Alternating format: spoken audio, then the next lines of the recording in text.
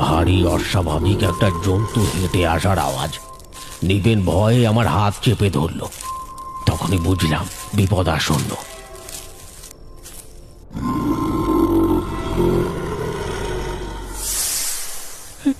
খুড়ো, খুড়ো, ওটা ওটা আমাদের দিকে আসছে। এইমাত্র স্পষ্ট দেখলুম ওটা চলে গেল। পালা নিপেন, পালা! সত্যি এই জঙ্গলে ভূত আছে।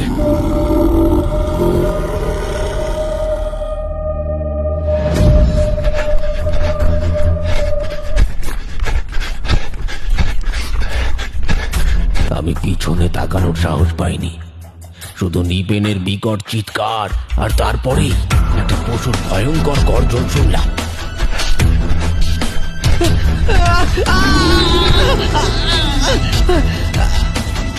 বুঝলাম নেকড়ে ভূতটা নিপেনকে ধরে ফেলেছে। নিপেন, হ্যাঁ নিপেন, কোথায় গেলি? কোথায় গেলি তুই নিপেন? হঠাৎই দেখলাম নিপেন মাটিতে লুটিয়ে পড়ে আছে।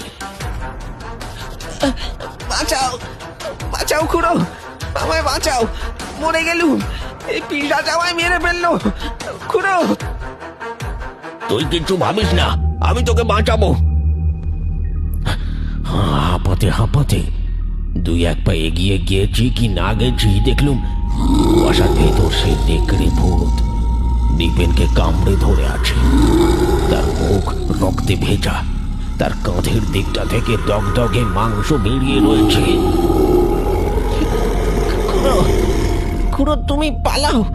ও ও ও আমাকে ও আমাকে মেরে ফেলবে। তুমি এখান থেকে পালাও, খুড়ো, পালাও। আমার মাথার মধ্যে সব কেমন যেন গুলিয়ে যাচ্ছিল। কি করে বাঁচাবো বুঝতে পারছিলাম না।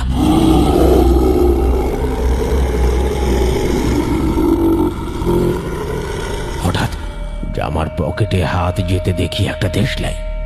আর কিছু না ভেবে সেই শীতের রাতে জামা খুলে জামায় আগুন লাগালো। ছেড়ে দে, ছেড়ে দে বলছি নিপেনকে, না হলে এই আগুনে তোকে পুড়িয়ে মারবো। তারপর খুড়ো, সেই নেকড়ে ভূত পালিয়ে গেল? না রে, অত সহজেই সেই পিশাচ ভয় পায়নি। আলো আর আগুন দেখে সেই পিশাচ কিছুটা থমকে ছিল বটে, কিন্তু নিপেনকে ছেড়ে উল্টে আরো তীব্র চিৎকারে এগিয়ে আসতে লাগলো।